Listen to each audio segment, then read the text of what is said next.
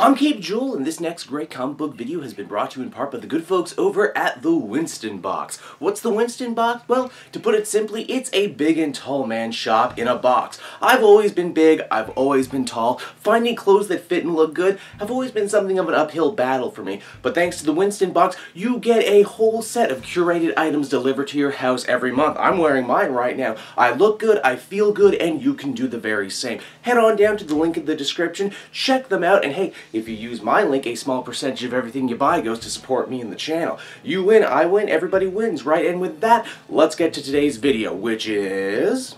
we're taking a closer look at Batman issue number 43. How far will Bruce and Selina need to go to free the globe from Poison Ivy's control? Well, let's hop on in together and find out. Alrighty then, so picking up from where the last issue left off, Bruce Wayne comes to following his brain surgery at the hands of Poison Ivy's hive mind. Of course, getting knocked the fuck out and having his brain scrambled like an egg was all part of Batman's true master plan to get Harley Quinn in the room, but more on this in a minute. You see, from there we check on in with Catwoman, who has managed to infiltrate Poison Ivy's inner green sanctum, either because she's the greatest cat burglar who ever lived, or Pamela's security is super lax, I believe either. Selina decides to ask Poison Ivy, "Hey girl, what's eating you, girl? You acting all kinds of crazy, girl," and you are never gonna believe the answer she gives. Poison Ivy says that the reason she's doing all of this, the reason she took over everyone's mind, is because she's hurt, she's feeling really bad about herself and wants to atone for, get this, the 5 people she killed during War of Jokes and Riddles. Yes, really, that is what's eating her, that's what's making her do all of this. Did nothing else of note happen in Poison Ivy's life between War of Jokes and Riddles to now? Why is it only setting her off at this moment? Now, how are our heroes gonna get out of this? Well, they have a plan. You see, Batman wanted Harley Quinn brought to his side because he knows that her personality isn't buried as deep down as everyone else's by the Poison Ivy hive mind. How does Batman possibly know this? Is it because Harley is insane? Is it because she's Poison Ivy's friend? I have no clue, he just kind of pulls it out of his ass. But, you know, don't you dare ask Tom King to elaborate on any of this on social media, because he will tell you very firmly that it's not his job or responsibility to explain anything. You know, I swear up and down it was never my intention to include these somewhat unflattering Tom King tweets every time I do a video on one of his books, but it just kind of keeps lining up that way. Also, as a fan pointed out last week, Bruce purposely let his brains get punched in so Poison Ivy would have to get together a bunch of head doctors to save his life, including Harley Quinn,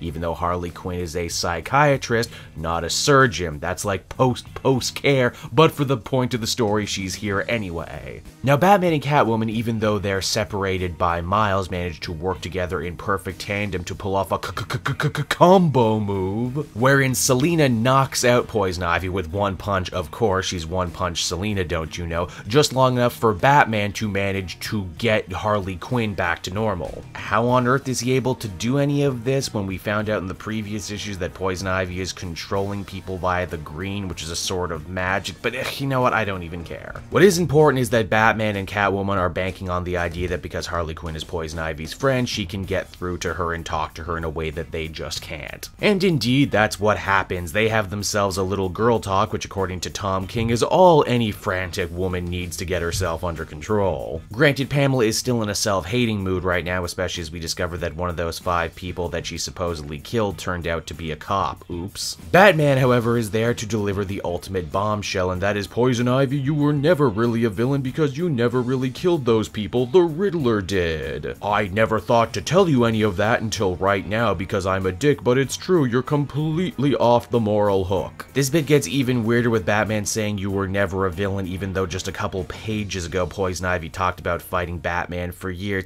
What is it? You can't have it both ways. But yeah, in the end, the day is saved. Poison Ivy lets everyone go, and we hear that Pamela is going to Sanctuary, yet another book that is going to be written by Tom King very soon about heroes and villains coming to terms with very important emotional issues. So hey, gotta put a little plug in there for your next project, huh? As the comic winds down, Catwoman talks about how amazing her love with Batman is because when they were together, they were able to defeat the entire world.